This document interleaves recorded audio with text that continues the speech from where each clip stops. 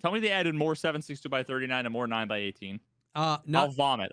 Not 9 by 18, but 3 new 7.62 by 39 rounds.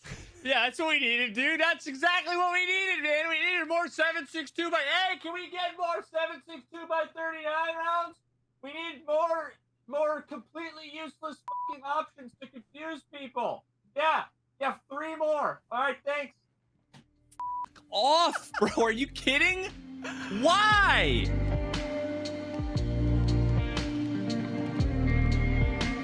What's up, everyone? Welcome to the podcast. We're so dedicated to talking about all the poggers things in life, like music, content creation, and video games. I am one of your co-hosts, Jesse Kazam.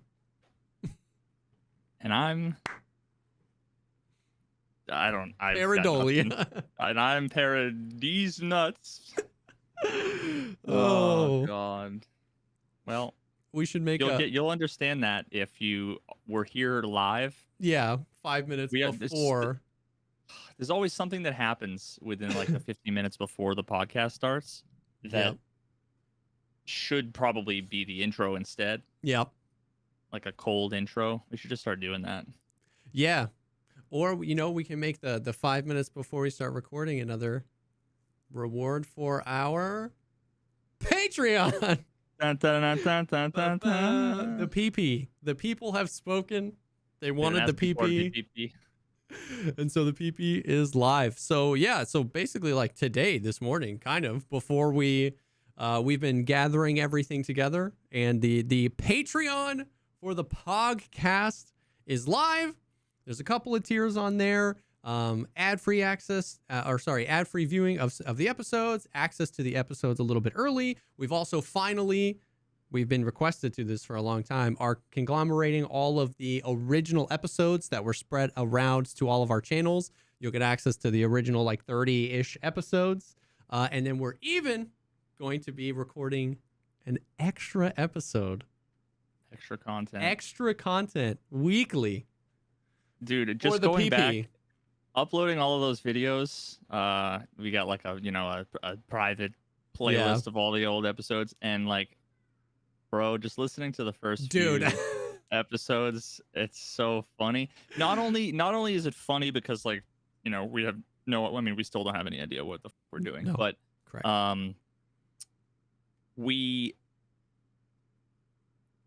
It tells a story, right? It tells a story of like both of our arcs through like Tarkov, and like it's just so young, dumb, and full of happy thoughts about Tarkov. Yep, for sure. But what's funny is that it was like so bright-eyed, bushy-tailed back then, especially me, because I was like so new to the scene and stuff like that. Holy cow.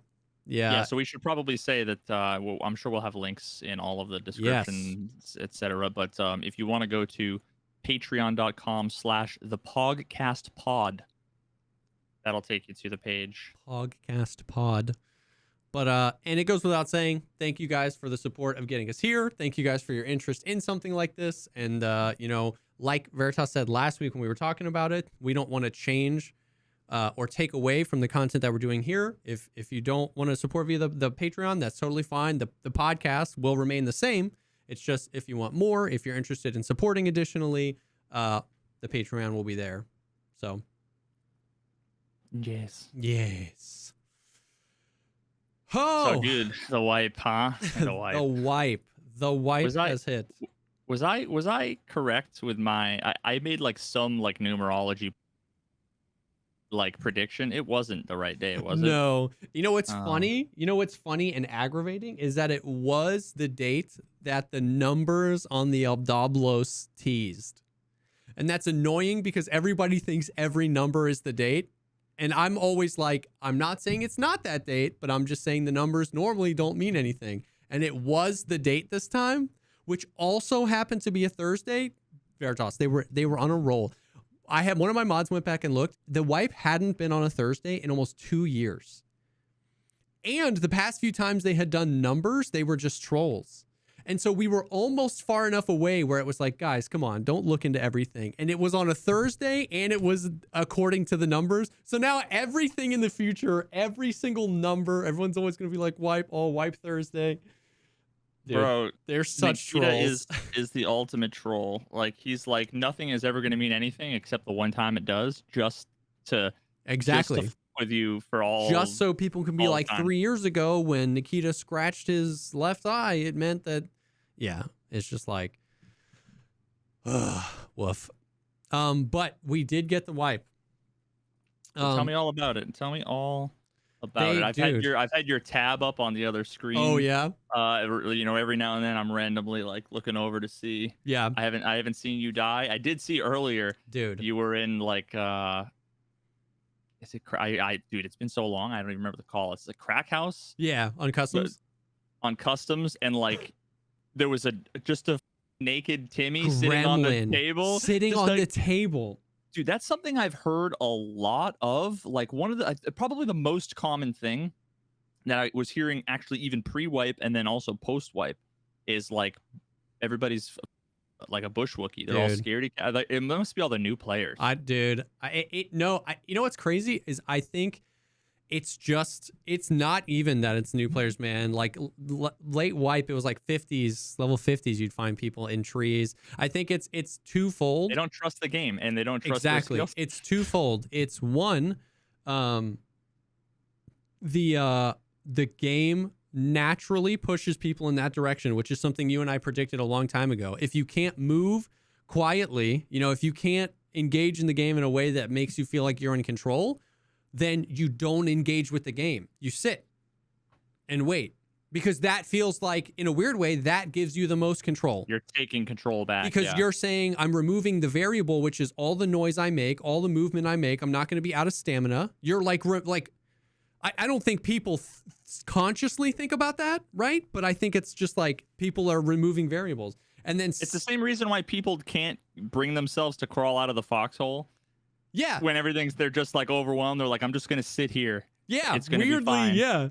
And then secondly is like that type of content is exploding. Like, it's just like, it's really funny content to watch. It's really funny TikTok to be ratting in a tree and kill a 3-man, but you didn't know how long it took for that person to get there. You know what I mean? Like, or how long that person's at in the tree. Yeah, it's so much fun to wait 45 minutes for that one. Hilarious. So I think it's like a combination of those things has pushed everything in that direction. But yeah, dude, you know what's crazy is the raid before we swapped over to the podcast, I died. And that was a 22 raid streak of like natural questing, PvP. I went on 22 raids, which was crazy. That might be my highest raid streak ever. And I died the very first raid of the wipe. I died. I hopped into a scav raid waiting for Velian, died again, survived a raid, went back into a raid, had a bunch of quest items on me, 10 feet from the extract. Dude with a Mosin literally just leans out of his hidey hole, one taps me, hop back into another PMC, get one taps by an AI scav. At this point, were you like, this wipe? Dude, yes. I was like, this is the worst. So that was, of my first 5 raids, I think I died 3. And then I went 22 raids in a row. And I just died. Was like, oh, we can't lose another one. Yeah, I was close, dude. I was frustrated. But yeah, so they're on this thing now where like they didn't tweet that the wipe was happening the next morning until 10 p.m. Eastern, and the like game went down like 5 hours after that. So they're really like shrinking that. It's not like in the morning they're like tomorrow at this time. It's like 5 hours before. So it was on Thursday. Game went down. We can go through some of the patch notes and we can talk through the patch notes and talk about my experiences with each of these things. The big thing to remember here, and like, not that this was unexpected, but like, you know, you get the whole gamut. This wipe is amazing. This is the worst wipe ever. I've already uninstalled. You know, you get the whole thing. For me, this wipe was really about like picking up the breadcrumbs that BSG laid out for you to have the right expectations. They literally, we've never had this before, but we had a roadmap of everything that was coming this wipe. And it was all quality of life features. And so this is a short wipe because they're wiping in again in December. And they told us everything. So like people are like, what did they change? You know, oh, this doesn't seem like a lot. They kind of told us like this was going to be basically quality of life features plus streets expansion. We're going to try to get through a wipe that works. And then we're wiping again in the fall. So my expectation of the wipe was that. I was like, okay, we're not really getting any big features, but I'm super excited for all the quality of life stuff. But a lot of people that like maybe don't keep up with the news came back because they heard it was a wipe, and they was like, they just changed the trader menu. And I was like, yeah, that's kind of it. So expectation was a big thing. But we can go through some of the patch notes. Dude, the Streets of Tarkov expansion, they just literally have it listed as that. They don't talk anything about it. I know you didn't play a lot in the last wipe, like a ton. And when you were playing, which was early wipe, Streets was unplayable. So I don't know how much of Streets you've actually like really gotten into. Yeah, not a massive amount. I mean, I probably did like, I don't know, 75 raids, maybe. Dude, it's huge. Oh, it is even more to learn. Dude, like I would say it's probably 75% bigger. Like almost double? Almost double. What the is it just more buildings? Unreal. Or is there like it's a fucking so sick roller coasters? It's so sick, dude. Okay. So like down by yeah. Dude, I love it so much. And what's crazy is it makes me hate the wipe even more because I just want to be level 40 playing Streets. Like I legitimately don't think I'm going for cap of this wipe. I think I'm going to hit max traders and just play Streets nonstop. All I want to do is play Streets, and I have to go to freaking woods and shoot scavs with a broken foot, and I'm just like, So down by Concordia, which was the hotel, farther back from that, there's this huge open area now. There's a helicopter crash. There was an exfil like with sewer. Yeah. And like the grass is it like down that road? That's a scav exfil, and it's kind of down that road. That's still blocked off, but it is like if you were to go down the road and take a left, that's the new playable area. Gotcha. But behind it, underneath in the parking garage, there's now like ramps up into the new area, and there's like a whole thing back there. There's a few buildings. There's a helicopter crash. That's like a small part of the new area, and then you've got the Check 15 building, and there was basically, it went west like 2 or 3 streets, like where it basically, this was all these buildings were the perimeter of the map. It went west like 2 streets. So full of buildings, playgrounds, medical areas. There's a new like cult building and like all sorts of like weird. There's a new marked room that I actually found the key for today. Tons of stuff. So it goes west 2 streets. It goes north almost the entire length of the map. And there was the boundary scav. It was Klimov Street. And at any point, if you walked past this street, the boundary sniper would just kill you. And that boundary sniper was the perimeter of the map, the entire north face of the map, like all the way at the north face. Now you can go past that 2 or 3 more streets deep. There's like a huge, like almost like car dealership looking thing. And then there's a huge chain of hotels called the Cardinal Hotels. More hotels, lobbies, parking garage back there. Farther east of that, there's this like huge, like Woodsman-y, like Bass Pro Shop store. And then east of that, there's like it's like a huge kid play place and stuff. And then, dude, there's a 2-story shopping mall on Streets now. Well, like Interchange? Yes, and it has a bunch of the same stores as Interchange. Literally, there's a place where you can walk in. It's like a mini mall, but you can walk in and you can go to all sorts of like food court, food stores down below. You can go up escalators, more stores, more stuff down below. And you'll never believe it, Veritas. It's a disgrace because the lighting in that mall is perfect. Perfect. Like literally, it's embarrassing. If you're in the mall, you're looking at escalators, you're looking at stores. If you take a screenshot of that and then take a screenshot of Interchange, it's embarrassing. Like I hope that what that was a mini test run, proof of concept, and then they're gonna change it because the lighting is perfect in the mini mall, and you're fully inside, right? Like it's not like, oh, well, it's because the street's lighting from outside is different. You're like deep in the mall. It's dark, but it's the right type of dark. Okay. So, and then there's that, and then there's more stores to the left, and there's stuff behind it, and it's just like there's so many buildings, and there's so many rooms, and there's so many just like little things. And then additionally, they added to what was the existing map.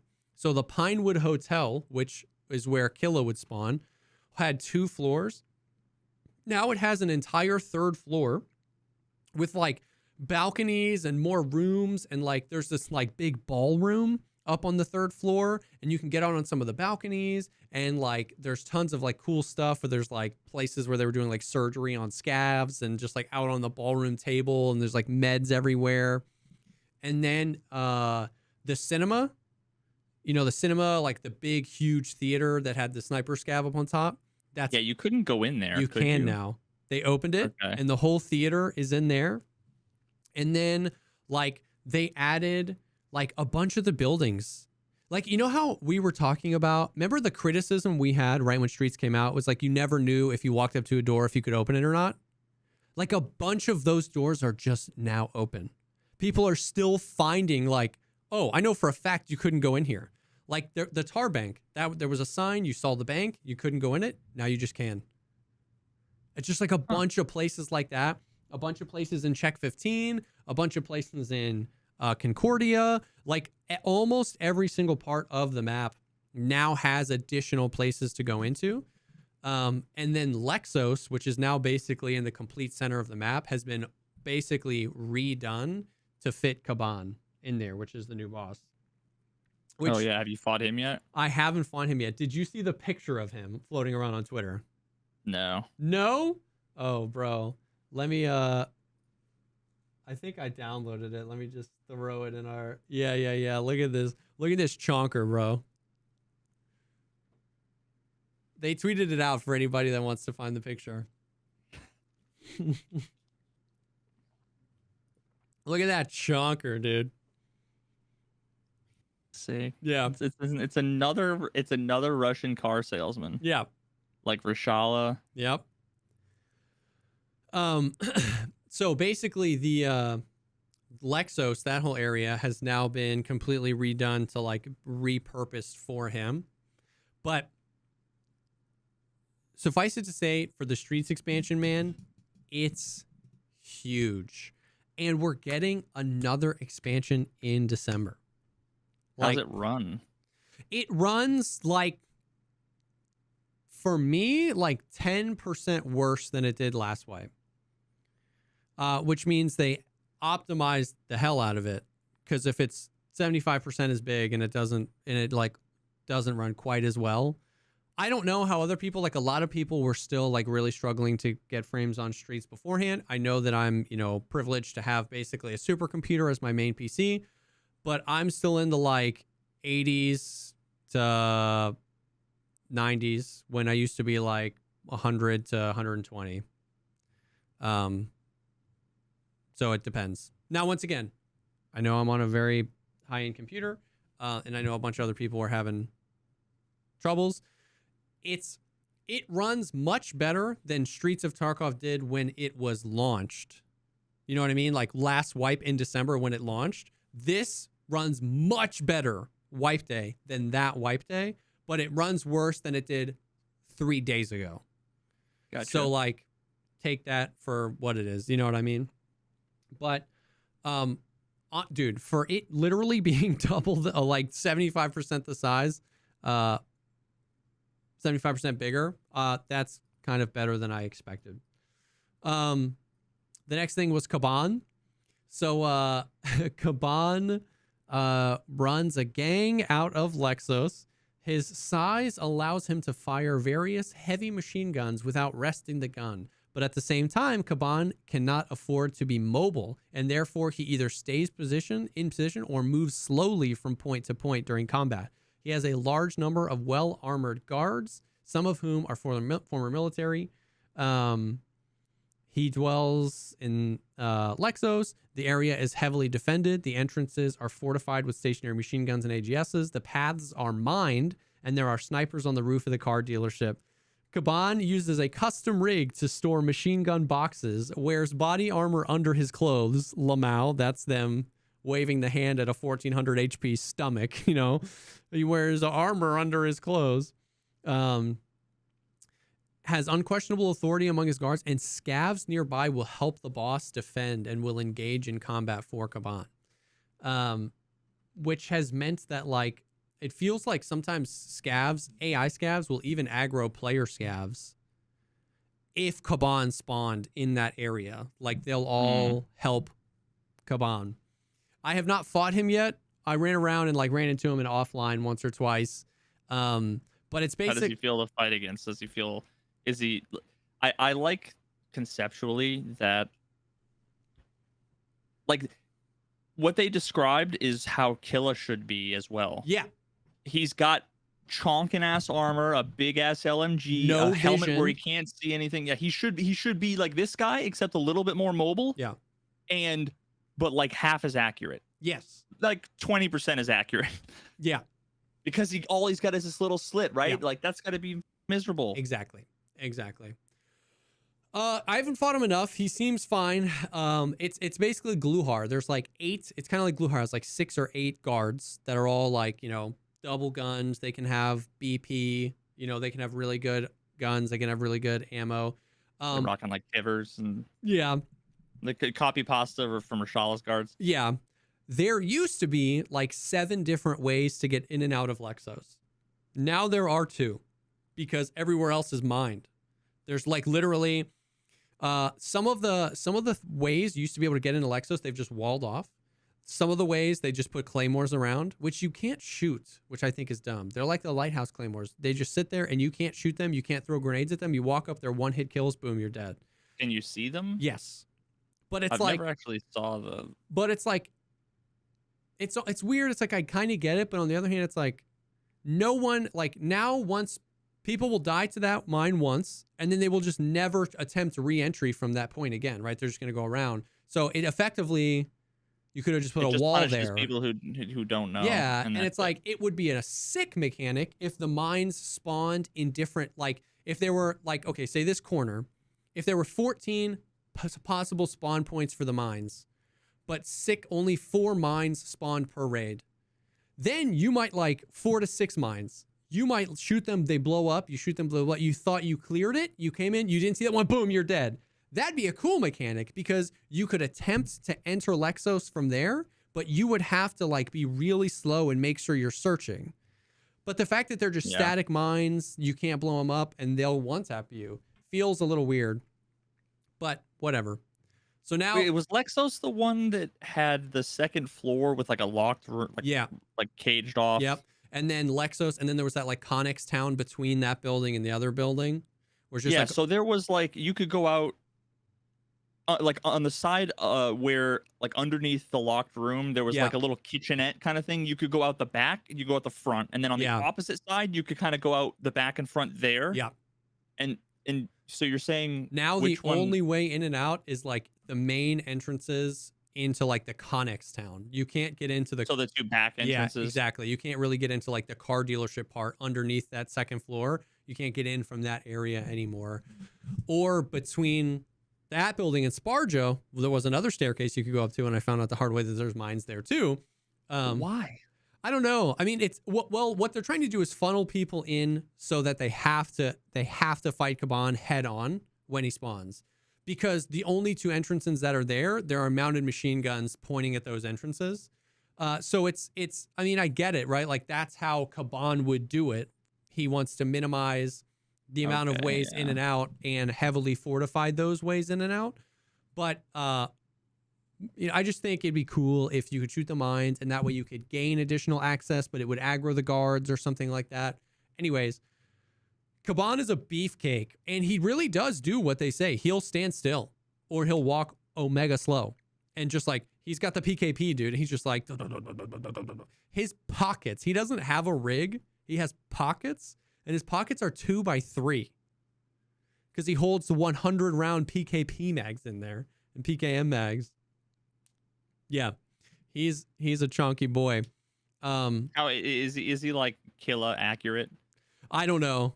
Because if he's laser beaming, then that's just terrible design. You know, if he is kind of all over the place, right? Because he's sitting there probably hip firing. Yep, a literal LMG. An LMG.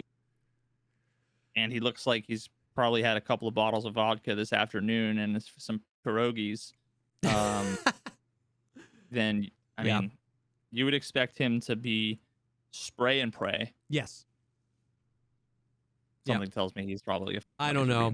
I haven't fought him enough. I hope that he is chill.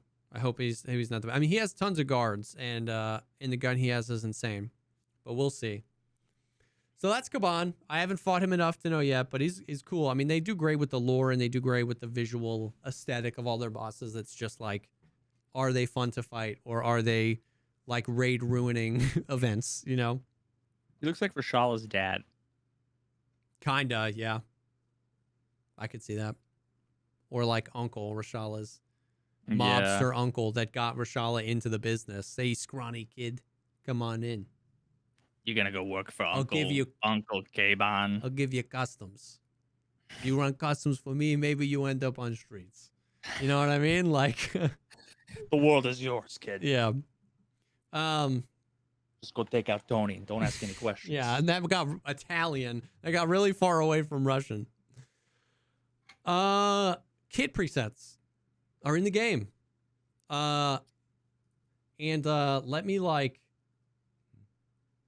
If you die, how many clicks until you're fully geared? I don't know, because kit presets don't work early wipe, right? Because if I die early wipe, I don't want to buy everything from the trailers. I'm not going to use the same gun again. I'm going to use, I have this gun. So does that make sense? So like, I will use this and I'm excited to use it, but I'm not going to use it now. Now, I think I actually would, but only because most of the that I would pick up, I want to buy and sell so much garbage back and forth to level up the traders. It's, you know, because back in the day we'd buy 50, you know, M9s and then sell them right back. Sell them right back, right? So I would almost sell everything as soon as I had it, keep my stash kind of clean from items. I'd be collecting quest items, and then I would buy the same like preset AK where it's like a stock AK 7.4 with a foregrip, a rail, a red dot, and maybe like a butt pad. Yeah. And a muzzle brake. And then it's like, once I get to like level 3 traders, I feel like I'll start doing that more, like running actual, okay, this is the kit, you know what I mean? What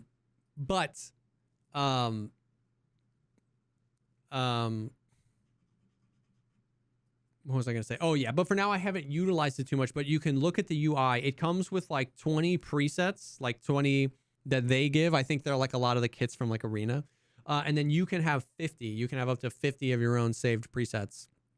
And it's cool. There's 2 tabs. Like you see your character, and then the one tab is like what the stuff is. So like earpiece, headwear, head cover, body armor, gun, backpack, rig, you know, secondary. And then the other tab you flip to is now inside those things. Do you want something in your backpack? Do you want what do you want in your rigs? Like what mags in what order? Where do you want your meds, pockets, and secure container? So you can preset all of it. And then you can leave stuff out. If you're like, okay, I'm going to use whatever body armor I have, but I know I just want this gun and these comtacts. You can just save that as a preset, right? And then rip that if you want. So the presets are cool. I haven't used them too much. Where is I want to, this might be later in the patch notes, but I want to add this now, brother. This is the best. I will use this much more than the presets. I'm going to send you a screenshot because it's hard to describe. When you're just on your character screen, every piece of your kit now, where it says body armor, do you see the screenshot? Oh, no. Where it says body armor, I can just click that, and it shows me all the body armors I have. And it's a searchable thing. So if you have stuff buried in cases, like this, I will use this infinitely more than I will use the presets because I'm a hoarder and I keep a bunch of stuff. And the amount of times I have an items case and I have 6 pairs of M32s in my items case, but I don't know that. So every time I die, I buy another pair of M32s. Literally just being able to click earpiece and say, I have some M32s. Oh, what helmets do I have? I have a Bastion. I didn't realize I tucked that U-lock away in some random rig in my case. You know what I mean? That is insane. So literally every piece, your rigs, your guns, your melee weapons, and you can just search for a specific gun, and boom, like it's there. Now it does use the like actual item names. So like an M700, you have to type in model space 700 for an M700. I was literally gonna say it would have been, it's so trivial to just make it so that it searches it does a match on the name or because there's a name, then there's a short name, then there's the description, and like that's what we do in Battle Buddy. I just do a substring search on literally everything on the item. I think even like caliber, I think you can search caliber. Really? But God almighty. So you need to know, you need to type like 6B13. If you're searching, I think that once again, I think I'll use that way more than kit presets, more for things like ears, helmets, rigs, and body armors. Just like, what do I have? Oh, I didn't realize I had a killer armor. Boom, I'll just throw that on. You know what I mean? Like that is gonna be so sick. Yeah, I'd probably never use the actual search feature because it's not like you're gonna have that many. Well, so let's say you have 9 things of armor. Is it like 3x3 and you can scroll, or is it 1x3 and you have to scroll through like one row at a time? It'll like the box will get as big as like 3x3, and you can scroll that way. Cool. Yeah. So you can. Yes, so I mean that's plenty of. Like if you got headphones, you don't have to search for them. You just scroll until you find them. Exactly. So it's pretty. Yeah. I don't know. I think it's dope. And then you can also click from the pictures in the picture I showed you to grid, where it just shows you a grid of the things. And on the grid, or sorry, not the grid, list, it'll show you a list of everything that's just a text box. And at that, it'll actually show you how much ammo is in like the mag that's in the gun. Like, dude, it's cool. So that I think is one of my favorite. Like, I'll probably use that more than the actual kit presets. Next big thing, the randomized container spawns. So this is the whole dynamic loot thing. Everybody was like wondering how this was going to be. So containers will now spawn at random points. The number of spawn points for containers has been increased on all locations.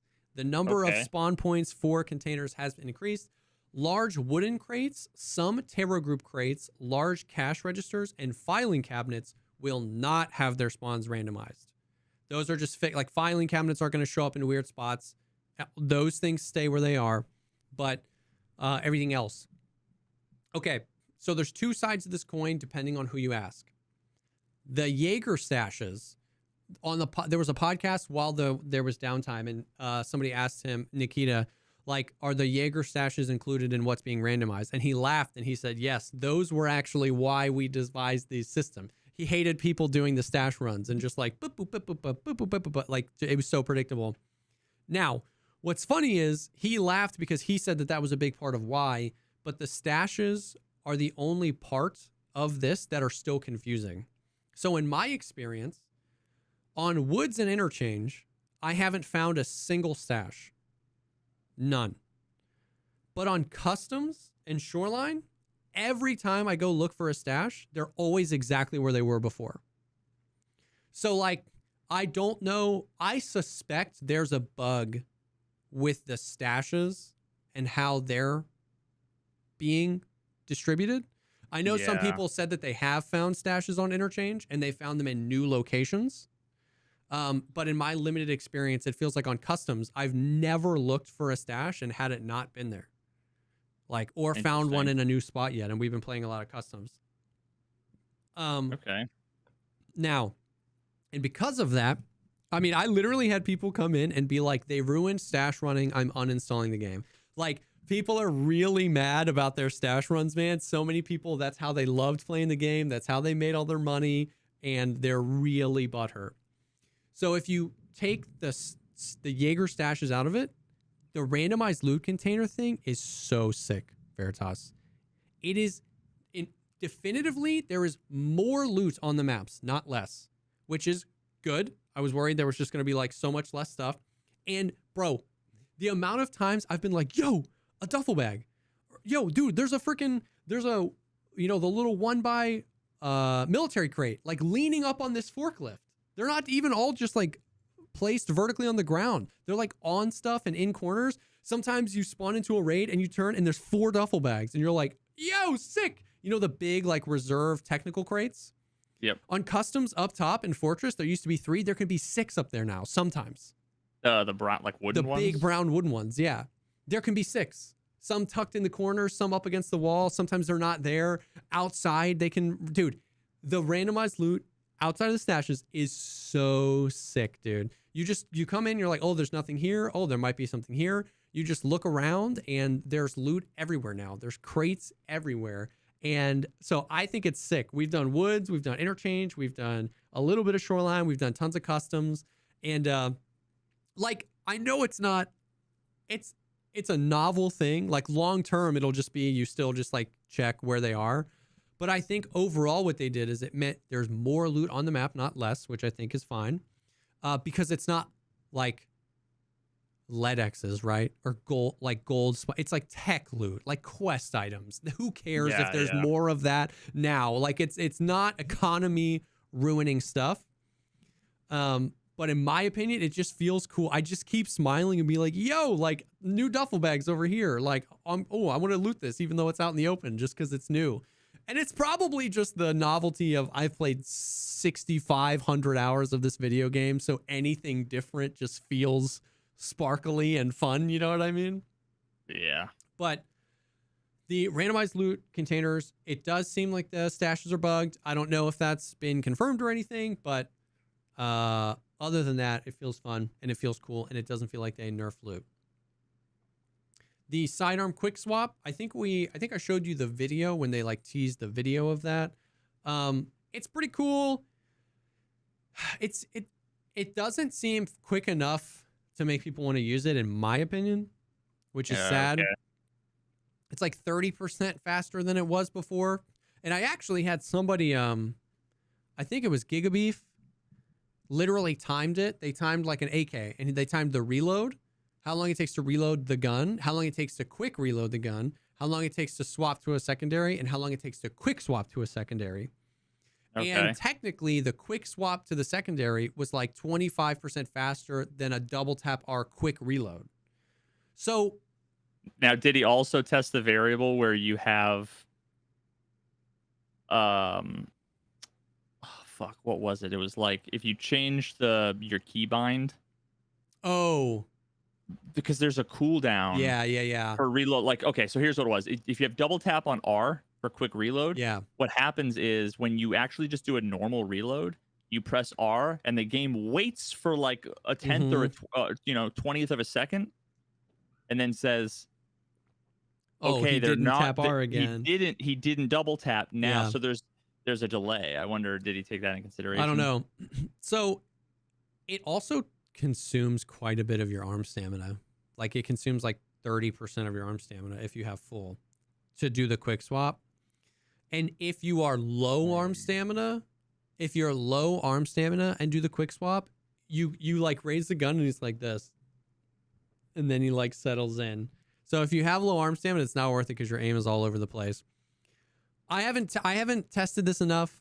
I want it to be quicker, and I want them. This will be a running theme through the rest of the patch notes. They are just allergic to fun. Like everything just has to be hard. It has to be hard, and it can't be fun. It cannot be an enjoyable experience.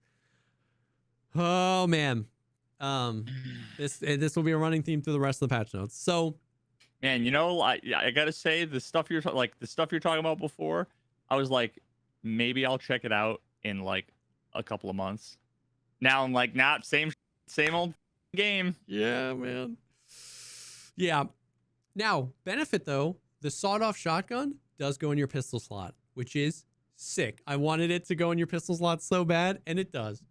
The other thing though to note is that this is cool. So the second half of this thing on the quick swap is cool, and I would want it to be faster, but I would still want this to stay. Upon training, weapon mastery, and the skill corresponding with the weapon type,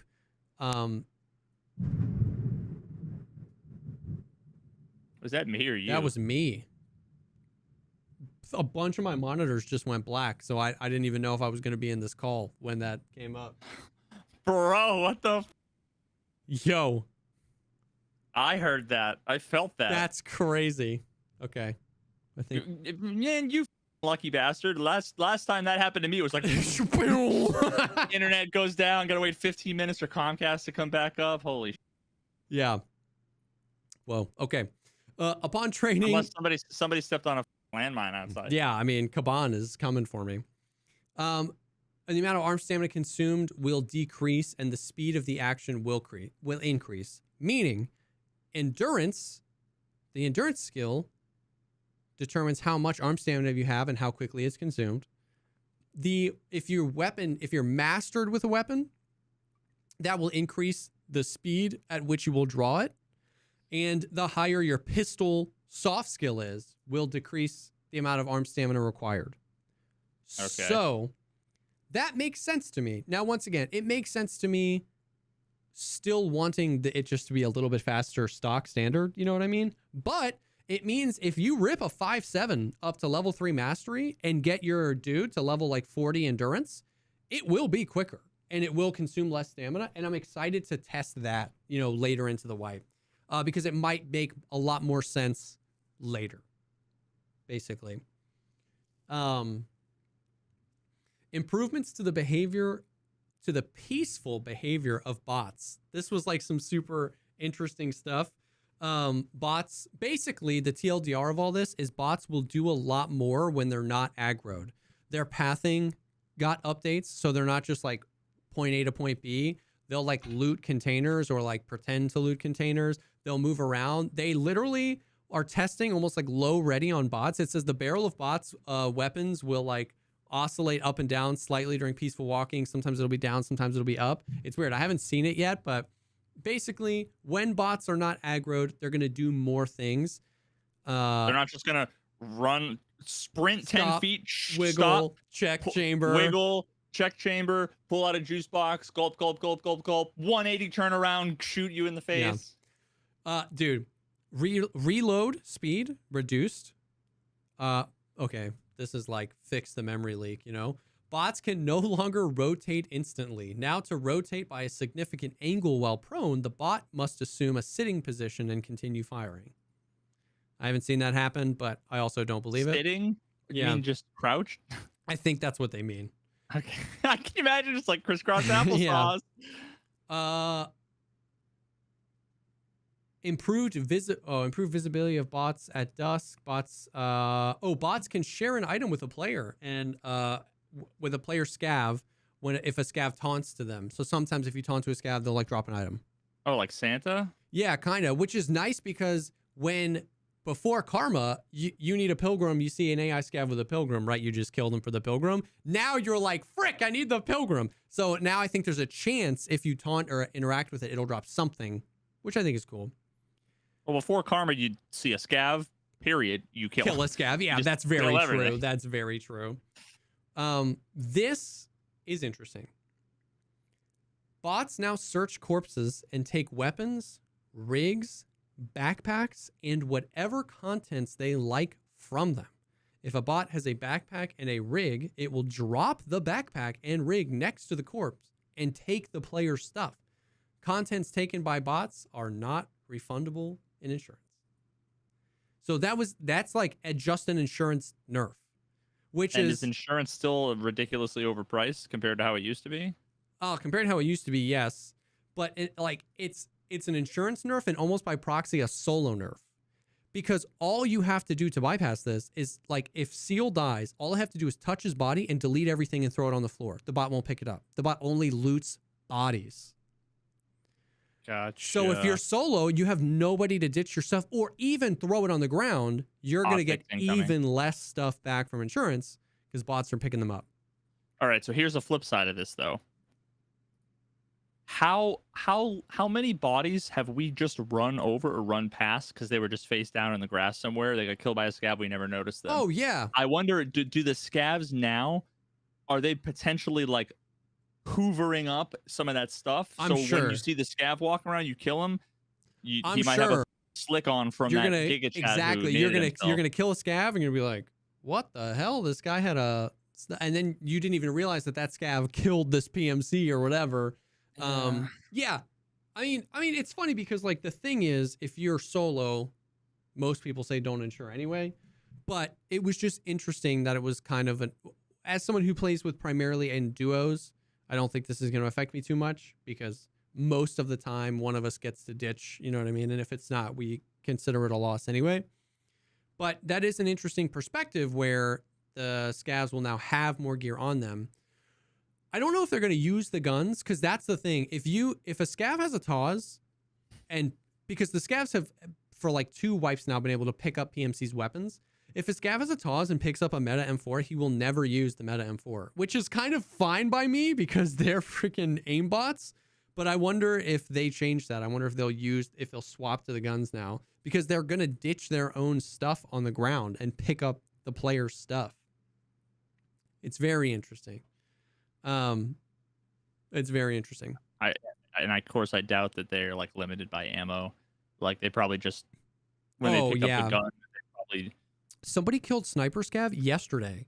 Okay, one of Valiant's mods, I think, killed Sniper Scav on Woods yesterday, and he had an SKS with 366 ammo in it. An unusable gun. Oh no! The Sniper Scav did. Was he? Oh wait, so he didn't take it from a player? No, but I'm saying, you were saying like scavs aren't bound by ammo, and that just made me think of that. Because was he shooting? I don't know. I haven't seen the clip, but the fact that can even happen, I would bet $100 that scav could totally shoot. And then you go pick up his gun and it's unusable. I was like, what? Oh God. Yeah. Weirdly, a lot more to AI, to bots.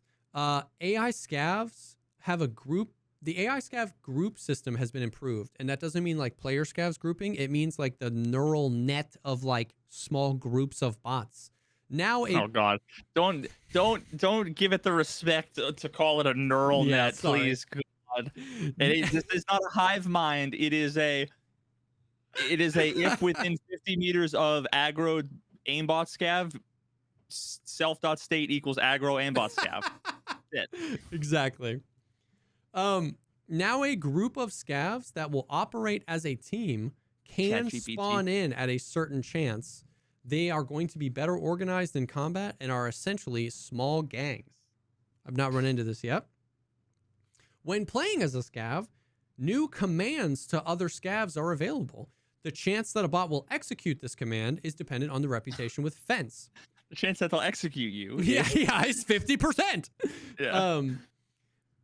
So now you can ask other scavs for help, and it literally says all bots within a significant radius will go to the player. So I imagine if you're at max, assuming you're at max karma, it says significant radius. That's probably through walls too, with their back turned through walls. Yeah. You can tell them you can tell them to spread out. You can tell them to take cover. You can tell them to be quiet. You can tell them to stop moving, and you can tell them to follow you. Wait, so do you have access to all of the? Because before you only had access to a very limited number of voice commands. Yeah. Now is the whole I don't know how much command wheel opened up. These are like 6 specific commands that they listed. So I think it's like, because you only had hand signals and a mumble. Yes, and now you can there's a bunch of commands you can use. So it's super interesting. Super interesting. But yeah, lots of bots. And then and the little bot gangs. Quality of life stuff. The user interface of basically the entire user interface has been redesigned. I showed you that picture. It's incredible. It's not necessarily the most elegant looking thing, but it's great. We're all working through 6,000 hours of muscle memory. So the UI is nice because I can sell something to mechanic and then just click therapist. I don't have to hit escape, but I do, right? I hit escape and then I click therapist and then I'm like, God damn it. So it's really hard to rebuild the muscle memory, but the new UI is good, man. And it's really snappier. You know how sometimes, a great example, when you said we would buy like 50 Berettas and then sell them back. You know how you would buy the Berettas and you would have to back out and then you click Peacekeeper again and he wouldn't buy them and you had to back out and you click Peacekeeper again and you back out and you click Peacekeeper and then you sell them all to him. It is snappy, dude. If you buy something, if they can buy it, as soon as it hits your inventory, you can just click go sell and sell it right back to them. Everything happens super quick and is really responsive in the new Now, hopefully, UI. now, okay, so that makes me wonder if they've done any work on the API, because maybe my guess about how it used to work was every single thing you did it would be like your wife's at the grocery store. Ring, ring, ring. Hey, honey, can you go get a gallon of milk? Okay, cool. Hang up. Ring, ring, ring. Hey, honey, can you also get some cookies? Okay, yeah. Hang up. Ring, ring, ring. Hey, honey, we also need some bread, right? Instead, it should be one call with all the things. Yeah. So that's a great analogy. When you do it that way, everything is instant because it's just all client side. So they should just like open up a window, so then when you buy a bunch of stuff, it's all client side until you like back out of the menu and then it sends one transaction. Yeah. That's how they would need to do so much of this if there was going to be an API. Yeah. It's probably has nothing to do with that, but it's awesome. The UI is great. Once you get used to it, literally millions of clicks will be saved. They made the FPS counter smaller so it doesn't literally overlap over how much time you have in raid. Now it like sits above in the corner. Does Nikita's probably like, it gives 10% more frames. 10% boost in frames. It eats 10% less frames because I still think he was completely lying to us when he said that the FPS monitor hurts your frames, because he just wanted to say, well, if you have it up, like the number's not good, so we're gonna say you can't trust the number. If you use the third party FPS counter, it would say the same thing. You were getting 75, and it would say the same thing when you pull it up. Yeah. So, double clicking on consumables automatically uses the item. In terms of functionality, double clicking is similar to use. Okay, so here's like a classic. I wish they would have. I wish I could consult for them. I wish they would have showed me this feature. You know what's crazy? I mean, I don't want to break any rules here, but I wish they would have put this on the ETS, because the feedback I'm about to provide could have been provided. It works in your stash. So, okay, if you're like, hey, like the other day, I was like, oh, I got the quest where I need to turn in the delicious sausage. I was like, I think I have one. And I double clicked on it to show chat. And I ate it. Even though I was 100 hydration and 100 energy already. I just double clicked on it in my stash. Why would I need to do that? Oh. It just shouldn't work in your stash. You know what I mean? So like, people are like, how many Tashankas do they have? And if they're trying to like move them around in their stash and you accidentally double click on it, you're found in rate Tashanka. You just ate it. Even though you were 100 energy and 100 hydration. So, in my opinion, I wanted this feature. I begged for this feature, and I'm glad it's in the game. My opinion is it should be separated between food and drink consumables and medical consumables. Because I want to double click a stim quick. I want to take my painkiller fast. That's how I've actually used it. When I'm in raid and I need to take a painkiller and I go into my gamma and I just double click my Vaseline and I start applying it. I don't have right click, use, drop it on the ground, right? The meds, stims in your stim pouch, you just want to double click on it. I just want to use it. I just want to, in the moment. But food, I think, should be separated. And then I also think it should, neither should work in your stash. If you are out of the raid, double clicking on it should pull up the context menu, in my opinion. But that's not how it is. Now, you can turn this feature off, but it's all the way off or all the way on, right? So I would like to see it. Like the first piece of feedback would be turn it off in your stash. I think that should just be like, that shouldn't be a toggleable setting. But then personally, I would like them to split it medical items and food. But if you're listening to the podcast and you've eaten a bunch of stuff you didn't want to eat, go into your settings, and there's a double click to use. It's automatically on. Just turn it off, and you won't have to worry about that anymore. I love it for meds, but it's You can turn on the tactical device for your helmet by pressing the H key, and you can toggle. So if you put a flashlight with a laser, you can toggle the mode by pressing Control H. Dude, I died a little inside on that podcast that they did before while the downtime. Somebody asked Nikita, they were like, hey, the angle is really weird because it doesn't shine where you're looking. It shines down at the floor. Is that intentional?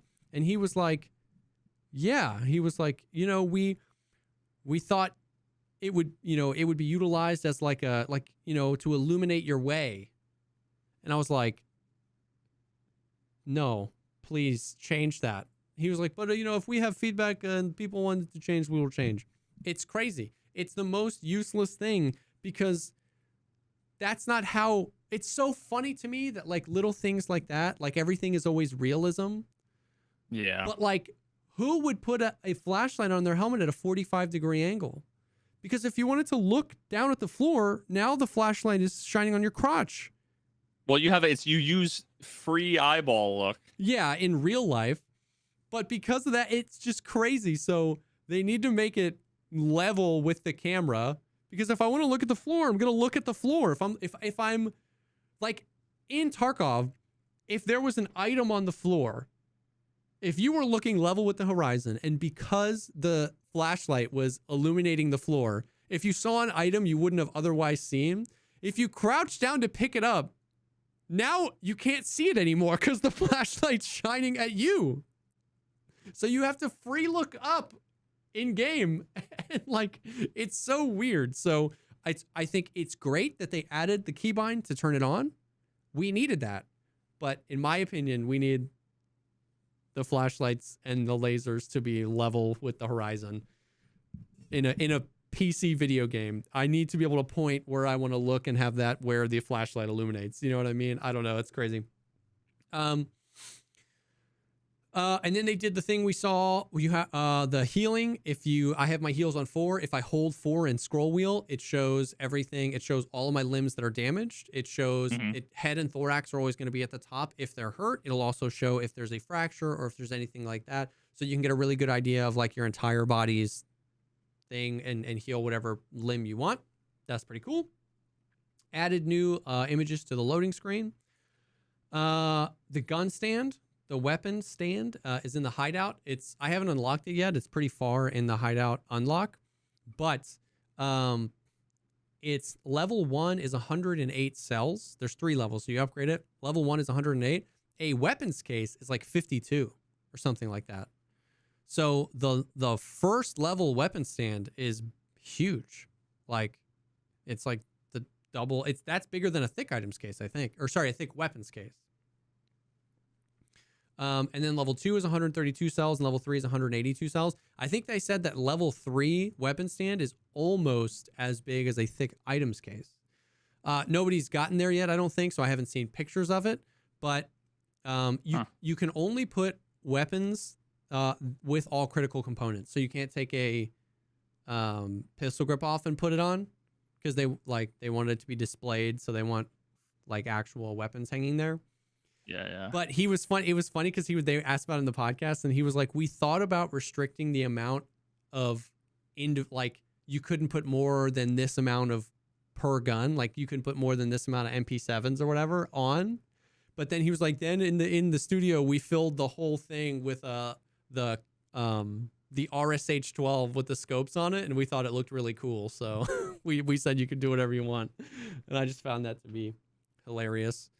But it's just a huge weapon stand that is going to end up being, even at level 1, 2 extra weapon cases of storage.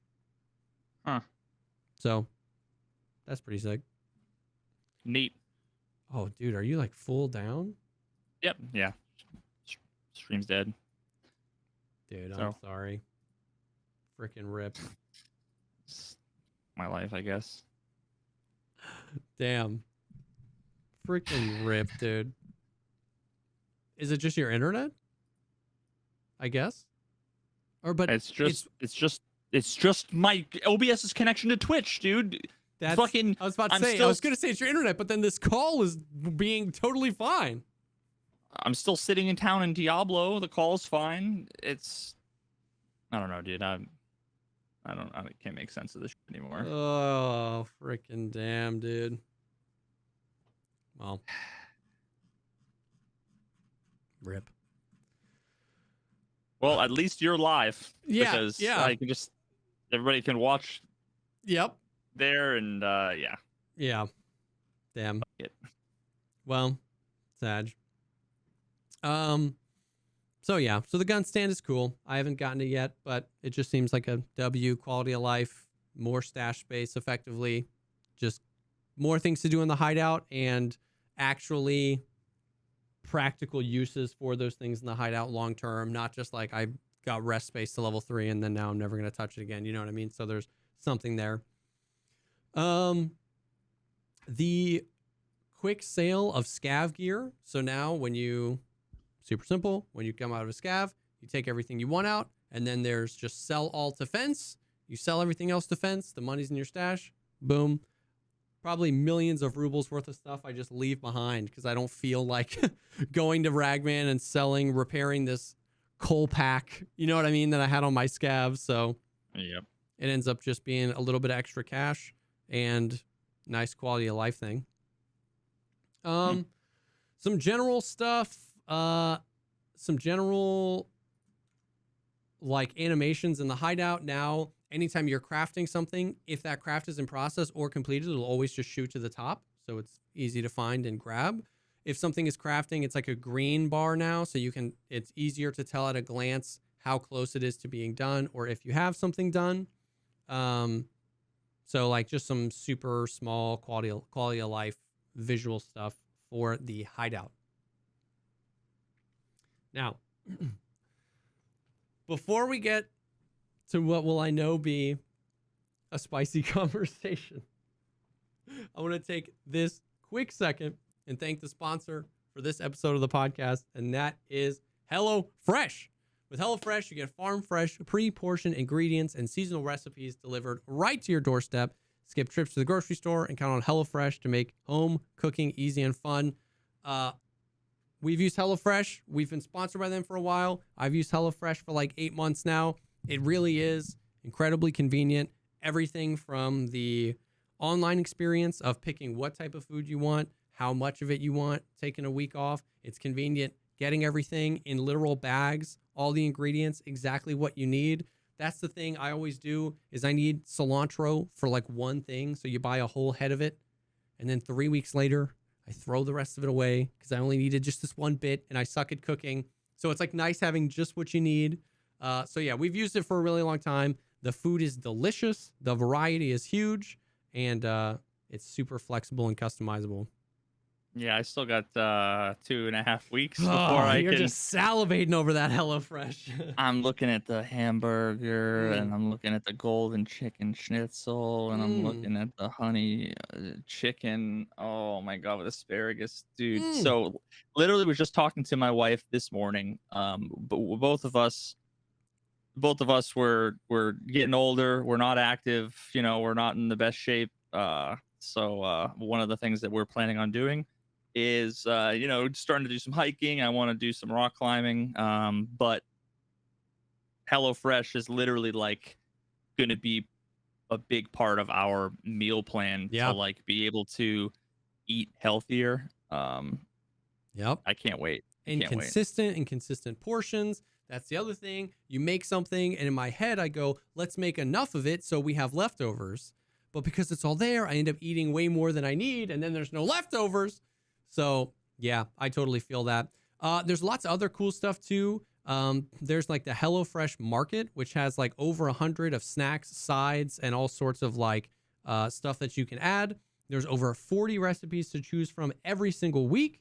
And something like that I normally mention is like we definitely got caught in that spiral of we wanted to cook more, but then we never really bought anything from the grocery store because we didn't know what to cook or what ingredients we needed. So we ended up going out to eat a lot, and going out to eat super expensive. So the convenience, and it can even save you money if you're going out to eat a ton like we were. So the link has changed for those that listen. Go to HelloFresh.com/50podcast and use code 50podcast for 50% off plus free shipping. That is HelloFresh.com/50podcast and use code 50podcast for 50% off plus free shipping. HelloFresh, America's #1 meal kit. Thank you so much for sponsoring this episode.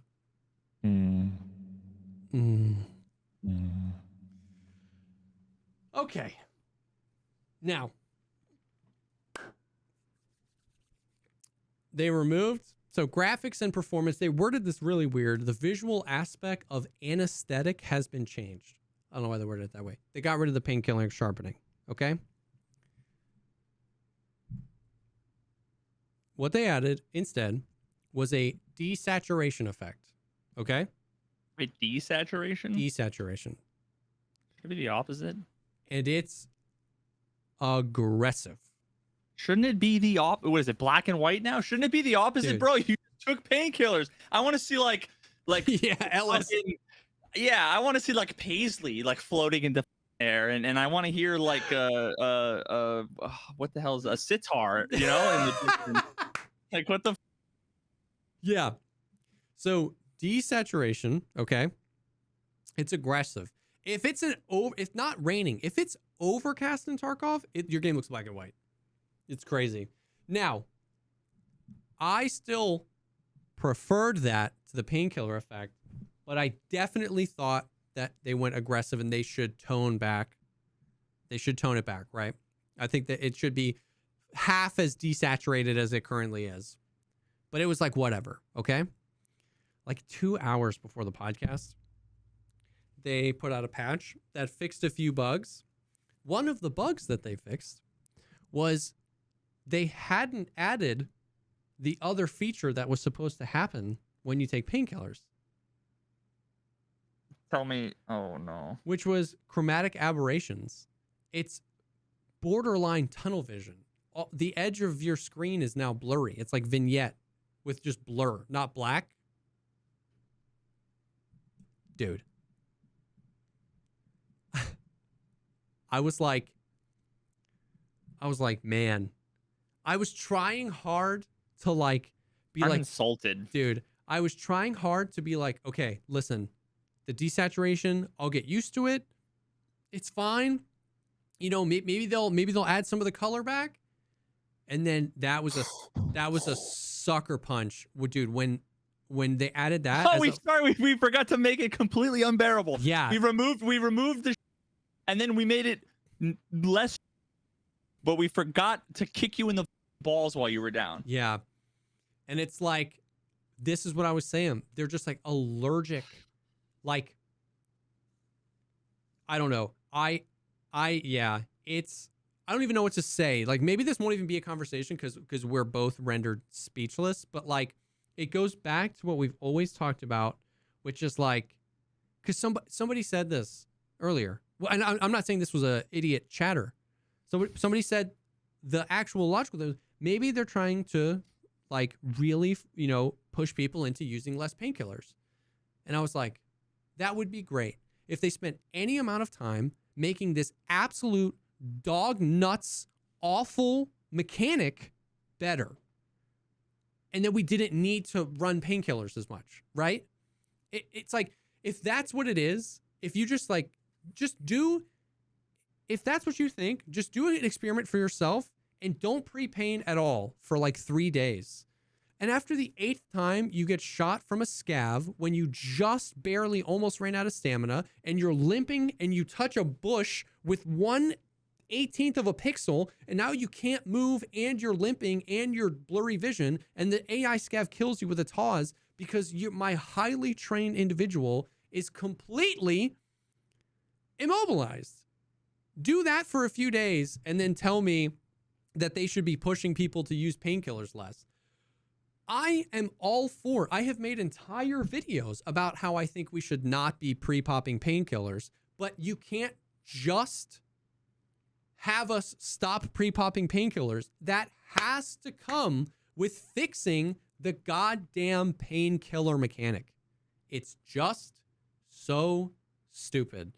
And so I am, dude. I get fired up. Literally, everybody was so excited about that change, and it's worse. They made it worse. Dude, I want so hard to give them the benefit of the doubt, and like they responded to feedback, but it's like, it doesn't have to be this way. It doesn't have to be this way. With such minor mechanical differences, we could have the raids could be more fun, more realistic, more hardcore, and you could get rid of pre-popping for forever.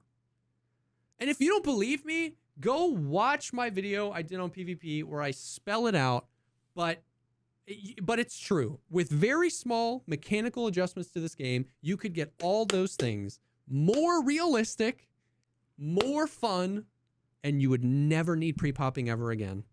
Yeah, just adrenaline feature. Yes. Problem solved. Problem solved. And then you could make taking painkillers whatever you want. Black and white, inverted screen, whatever. But without addressing the problem, it just is such a kick in the nuts. Bro, you know what? They should make it so that it takes like 90 seconds for the painkiller to kick in, but you got 60 seconds of adrenaline, or like whatever, and then just don't make it so. Oh God, dude, I don't know. It's so dude, dumb. I don't know. So that happened like literally like an hour before the podcast. That update came out where they added the chromatic aberrations. I imagine that right now social media is going insane, and I hope that they hear the feedback. The thing is if anyone from PSG is listening, my concern, because the feedback from this is going to be bad. It's going to be, we hate it. We want pink. It's like Steam Audio. This is going to be a great example. Everybody talked mad about Steam Audio until they changed it. Everyone, dude. Everyone said the audio sucks. Everybody said Steam Audio ruined the audio. Everybody said it sucked. We got Oculus Audio. It was worse. And everybody said, bring back Steam Audio. The audio was so good when we had Steam Audio. And what drove you and me crazy about that is that that's not what we wanted BSG to hear. We wanted them to hear, fix the audio, please. Not this is better or that. And that's my concern here. It's like if you're from PSG and you're listening to this, it's not just like a back or forth, black or white. We want this one or we want that one. Please hear the feedback. Like, dude, I'm just so concerned that they're going to be like, what? We gave them what they wanted. You didn't. Nobody wanted this. Nobody wanted this. We wanted the sharpening to be gone. Nobody wanted this. So I don't know. I was looking for you said social media. This is unrelated, but as I'm scrolling, I see Desmond. Oh yeah, dude, Desmond. It's just a little snippet of Mosin infantry carbine out of stock. Yeah, dude. Man, Desmond's tweets are like assault mine, but like in a good way. You know what I mean? You're just like, it's hilarious. He's just saying what we all. But it's thinking. Assault mine. It's funny. So yeah, man. I don't know. Frickin'. I don't know, but that's where we're at, and that's what we're living with. Blurry screen, black and white, but scavs still shoot you through the bushes. So sick. New technology of fog rendering is implemented on Streets of Tarkov. The lighting, I have noticed, looks banging on Streets. It just looks good. Maybe that's why the mall looks so good, because they did whatever fog. I don't know. Anyways. New calling system has been added to Lighthouse, which should improve frames there. I haven't played Lighthouse yet. Improve the culling system on Streets and increase the accuracy of the performance system. Optimization of resource consumption by the sound system, because I think the audio was taking performance. I don't know. They added the guns, the SVT and the AVT, which is a semi-auto Mosin and a full auto Mosin, essentially. The AK-12, the PKM and PKP, which are I believe are only accessible via Kaban. Rizzy's sawed-off shotgun. And then they just like updated all the models and animations for the PM and PB pistols, which I thought was funny. They look cool now. They added a bunch of new ammos, And when oh God, more ammos. Yeah. God, tell me they added 9x18 and 7.62x39. Tell me they added more 7.62x39 and more 9x18. I'll vomit. Not 9x18, but 3 new 7.62x39 rounds. Yeah, that's what we needed, dude. That's exactly what we needed, man. We needed more 7.62 by. Hey, can we get more 7.62x39 rounds? We need more completely useless options to confuse people. Yeah, 3 more. All right, thanks. Off, bro. Are you kidding? Why? This makes me more mad than anything else, dude. It's brain dead. There should be 3 of every caliber. Delete them all. Yep. It was funny because he mentioned that they were like to fill the gaps in between like the meta and the second best and the third best, and I was like, oh, that's what we needed. Yeah, let's fill the gaps, baby. Well, we don't need to fill the gaps because we have let me fill your gaps. We have so many useless ammos. Use those ammos to fill the gaps, right? Like we don't necessarily need 3 more. We just we have 3 that are usable and 6 that no one uses. Adding 3 more to fill the gaps between the 3 that are usable seems weird when you could just use the 6 that no one uses to fill the gaps. But in real life, FMJ only has 32 pen. Yeah. We measured. We have ballistics gel. Yes. It only has 32. So we can't make it 34. But you can't rotate your flashlight on your head. Yeah, I don't know. They added 1 300 blackout, 1 shotgun round, 1 MP7 round, 3 7.62x39s, 3 7.62x54, and then 1 9x19. New weapon modifications and equipment models, which is cool. Lots of high pen rounds, or no? Literally most of these, like they posted an ammo chart the next day, like today, and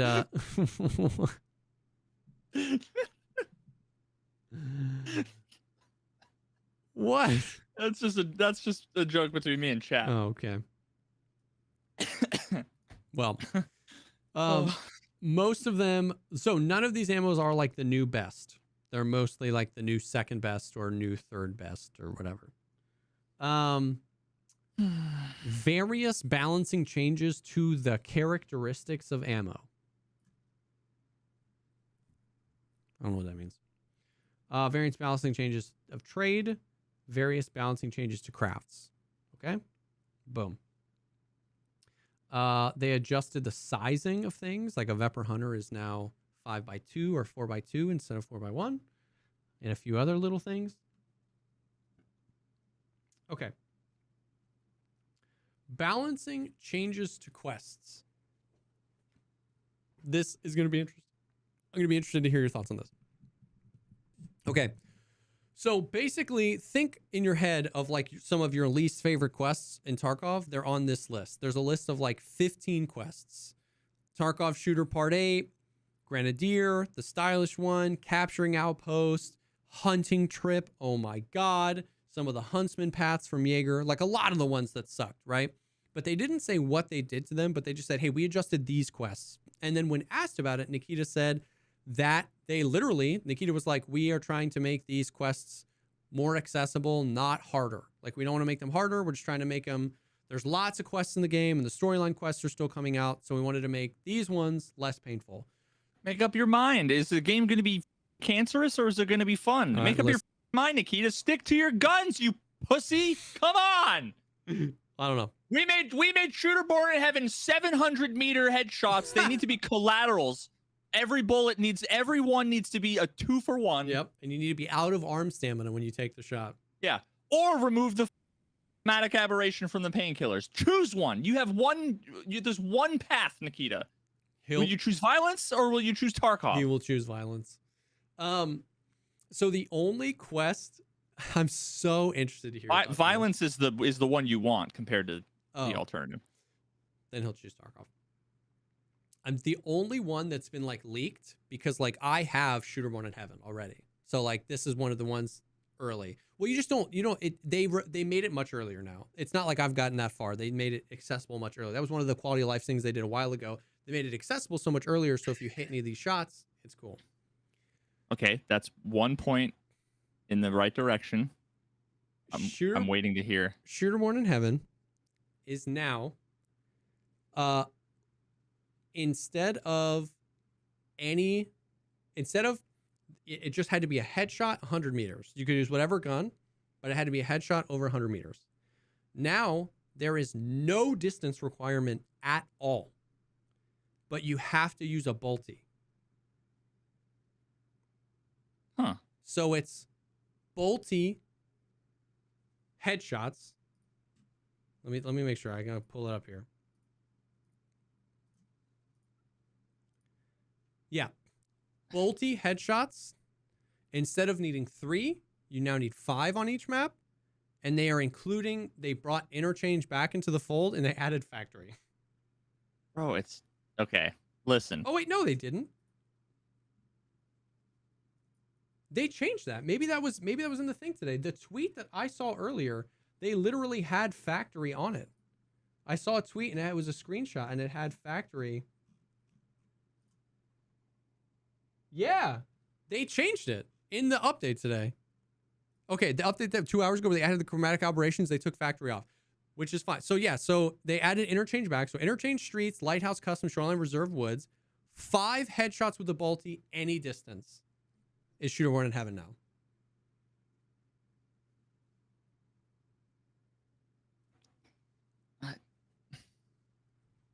I had this same reaction. Like I didn't know what to think. I didn't know what to think. Okay. The people are gonna mauled hard because I like Shooterborn in Heaven and it's one of the most hated quests. So people are mad that I liked the way it was. But it's less than it was, but it makes less sense. Yes, that's what Seal was talking about. That it makes less sense of like what the quest and what the lore is supposed to be, but the quest is better. Yeah, it's not better. It's less bad. Yeah. Less bad. That's it's not. There's a distinction. It's not better. Tarkov, it's just less bad. Not better, just less bad. But it's also just Tarkov shooter part it's just another boring bolty thing that. There's already like 17 of them. Why? Yeah. Listen, my opinion on this is basically complete indifference. They should have made it 5 headshots over 40 or 50 meters. Yeah. With any gun. Yeah. So we were talking about that. They could have done it the other way. So they could have dropped it from 100 to 75 meters. And left the quest the same, and that would have effectively done it because you could use any gun you want, and at 75 meters, like so many more shots are open to you. Like customs is so much easier for 75 meters versus 100, like so much. And interchange had it was literally you have to exfil camp, spawn camp, or there's like 2 hallways that are long enough to get those kills. And otherwise, and I remember having to do it when it was 150 meters. Yeah, I remember that too. Yeah. So I'm kind of completely indifferent on it. I know that this will be much easier to accomplish. I know that this will be much easier to accomplish for a lot of people. I love bolties in Escape from Tarkov. And so showing some bolty love, suppressed DVL, you know what I mean? Whatever. But it was interesting. And then they upgraded the reward to it as well. This is the biggest part of it for me. Is like you unlock the mag case, you unlock the G28, you unlock the craft for M61, but now you get 5 sniper levels instead of 2. So if the other quests are unchanged, that means you don't have to reload a Mosin in a bush to get Psycho Sniper done. Because that was how it always was. It was like you literally... I never, ever once did that. Yeah. And you probably never got Psycho Sniper done. No, I did. I just went factory. Yeah. And just like, it's a factory with a voodoo on the VPO. Yeah. It just took or a Mosin so and long. It was so many skill points. And now once again, it's sad because okay, so well, I was trying to remember what you said. It's not good, just less bad. Like, we've talked at length many times about how they could make the sniper skill better, right? And the sniper skill could level by effectively sniping, and then it would be okay if it was a higher requirement on the skill. But because you only level sniper skill by hitting leg shots, you know what I mean, and reloading your Mosin, by requiring Psycho Sniper level 9. So they made it less bad by being like, oh, well, here's more free levels to get you there if you complete this quest. I hope eventually they rework the sniper skill. You know what I mean? But that is, so that's Shooter Born in Heaven. They brought interchange back, 5 kills instead of 3, have to be headshot, have to be a bolty, any distance, and you get 5 levels of sniper skill. So it's no wonder the Mosins are sold out. Yeah. Well, that's even just now it's 2019. Yo. We want the Mosin. Yeah. Mosinling running around. So like that was a much more aggressive change, like in a direction that made the task like easier to accomplish than I would have thought they would have made. So I'm really interested. Like Test Drive Part 1. Test Drive it's the kill people with the Reap IR on the M1A, right?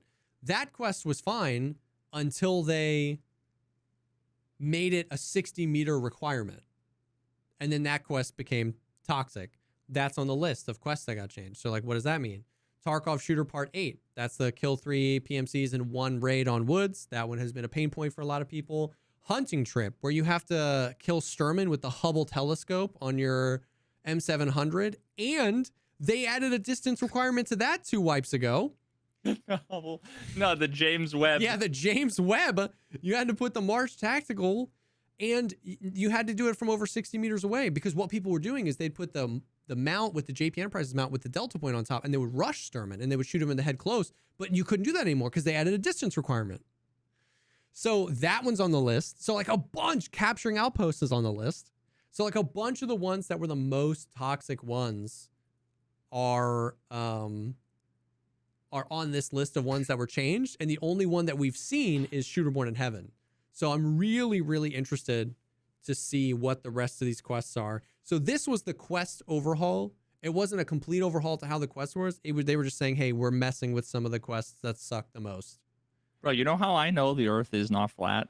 Because I did that quest with this original scope, and I had to low Earth orbit Kerbal Space Program that to line up a shot, and I could see the curvature from where I needed to stand. Yep. Yeah. Yep. That's how I know. For sure. So interesting to see what the quests are.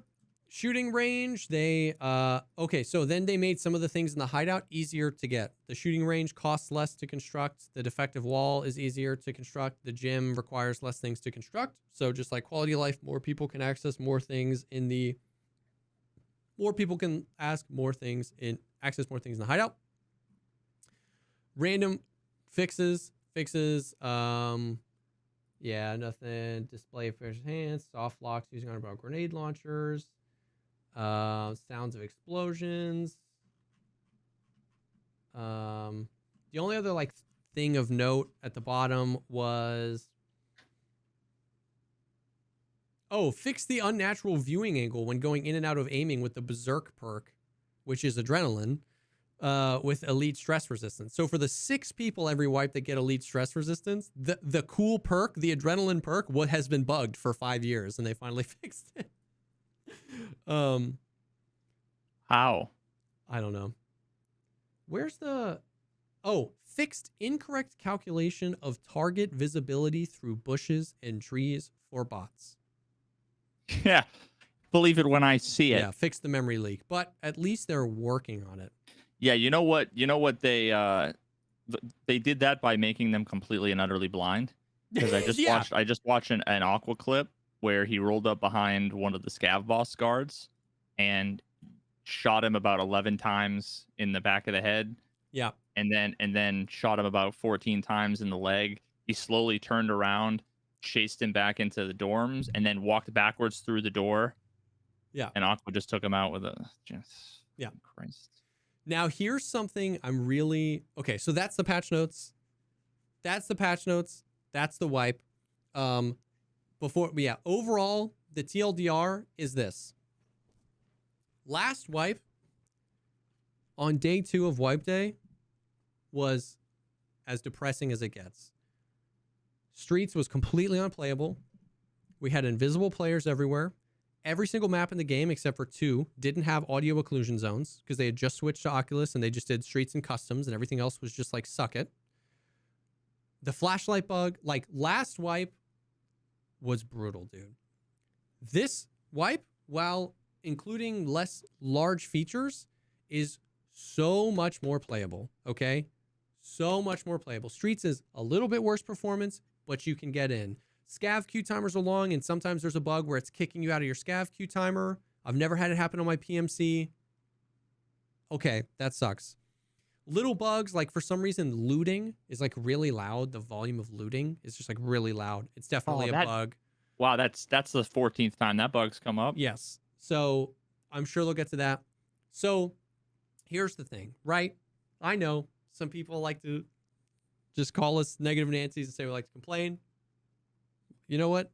I do like to complain about stupid stuff that's stupid. I'd rather complain about that deserves to be complained about than complain about people complaining. Will go to my grave that the stuff we complain about is worth complaining about. Dude, bro, I have to say this because this was actually amazing. I tweeted something that was basically like, listen, I hope you guys enjoy the wipe. I'm taking this one off. And one of the responses was like, bro, nobody asked, nobody cared. And I pulled up his Twitter, and it's literally me and Donut Operator are living rent-free in this nerd's head because he's following both of us, and he's only ever responded to me and Donut Operator. Really? And I'm like, bro, you seem to care a lot, given that you respond to all of my tweets. Yeah. You care a whole lot. People are weird. So overall, I would say this wipe is good. I think almost all of the quality of life features are really good. They hit the nail on the head, and they're things we've asked for a long time. I think a few of them are in the right direction, but require a little bit more effort. And I think the painkiller thing is a swing and a miss. And I hope they understand why. The Streets expansion is, I am too weak to hold the weight of the W. And I've said it for years, and I don't care if you call me a flip-flopper. Whoever designs their maps, they're the crown jewels of BSG. It's so good. It's so cool. The map is even more traversable now, which is what I loved about it. The amount of random things I've seen. I open a door that didn't used to be open, and I go, I know people aren't going to know this door's open. I'm going to be able to make flanks here like insane. Like it's such a good map, and I'm so excited to play it. And if you haven't played Streets yet, please try it. And if you have good enough frames, I promise you will have the more fun than you've ever had playing Escape from Tarkov learning that map. It's so good. That's a huge W. But there's definitely things in the wipe that suck. But I would say it's a much more playable state than day 2 of last wipe. So take that for what it is. How many PMCs with the expansion? I don't know. I don't know. They upped it to like 20 at the end of last wipe. I don't know if they upped it again. I've been doing quests, so I've been mostly scavving streets and going like customs, you know what I mean? I imagine what they'll do is exactly what they did before. My guess is that they didn't increase the PMC count yet, and once they get the wipe stable, like halfway through, they'll increase it, because that's what they did last time. They just kind of increased it like 2 months ago before the wipe, and then they did the expansion, and I bet they'll increase the player cap, and I bet they'll just kind of stagger it like that, so it's not a ton of stuff all at once, especially since we're getting another expansion in December. The only other like noteworthy thing to talk about is they released a big image. They've been doing this for a while now of stats of last wipe. How many people went bear? How many people went USEC? You know, just interesting stuff. Mm-hmm. I would love like serious Veritas. Don't embellish or anything because I'm asking the question. How many players, how many accounts would you guess got max endurance? Like 52. Like, and I try to ask the question. I'm not trying to lead the witness. Like, just a rough ballpark number. We don't even know how many players. Like percent? Like a number. Like, do you think 200,000 people got max endurance? Or do you think 200 people got max endurance? Of course, I'm setting you up for failure here because it's just pulling the number out of your butt. But like, wait a minute, I'm trying to remember because 2 wipes ago it was like everybody. It was easy to get max endurance. Endurance was the thing that I always maxed first, always. Yes. But then they made a change at some point that made it so that all of a sudden strength was like easier. That's now because you're just overweight all the time. So like I've been always maxing, but you can do either. I have the numbers for how many people got max strength. I'm gonna say 1,000. Dude, would it blow your mind to know that 76,000 players got max endurance? No. Dude, it kind of blew my mind. What did you end up with? I don't know. I didn't guess, right? Because I just pulled up the thing and I saw it and I just went 70. No, what I mean, like, what was your strength and endurance? Oh, I maxed it 2 months in the wipe. I maxed strength 2 months in the wipe, endurance 3 months in the wipe. I have been maxed. Well, what level? What level were you? Yeah, I don't know. That's a good question. That might just be the thing where it's like if you play on average to get to level 63, like that's generally enough to get it. 62,000 people got max strength. 76,000 people got max endurance. Wait, wasn't strength easier to get than endurance? Yes, that's what confused me. I got max strength long before I got max endurance. Someone wrote the SQL query wrong, and they pulled the data that could be. The stats are all wrong. Could be. Pack it up, boys. Anyways, that's just interesting to me. This and one other stat when people are always like, is Tarkov dead? You know what I mean? Like, that's a lot of people to get to the end. And then the other thing too, so the Terra Group Trail, which is the quest line that culminated in the extra stash space. Mm-hmm. So the Terra Group Trail was the quest line that culminated in the Terra. They started that quest chain like 10 days ago, right? 7 months into a wipe. 469,000 accounts accepted the first quest. Now, that doesn't mean that those were all active players. Some people, I'm sure, heard hubbub on Twitter and hopped back in the game. But with the amount of people that played a level 30 or 40 and then just like uninstall the game and go play other games, for almost 500,000 accounts to have accepted the 7 month in quest, that kind of blew me away too. Wait, so 7... How? Okay, wait. So how? Where was the quest in the progression? Everybody. I think you need to be level, like level 15. 1? Like it was. I think it was 15. I think it was Flea. Was the thing. I know people who had reset their accounts just for funsies who didn't have access to the quest, but I also know of like really low level like 20s and late teens that had it and were trying to do it for the extra stash base. I don't think very many. See, the other side of that is 469,000 people accepted it. 17,000 people finished in the last 3.7%. Neat. Yeah. And it's crazy because like what we talked about last night or last week, well, I think was it the Bitcoin, the Hatchet, and the Labs card access were like, oh, and this stupid key. Like it was just like, it was a 19-part quest chain and like 3 of them prohibited, 300,000 people from getting it done because like I don't know why it needed to be black and green. You know what I mean?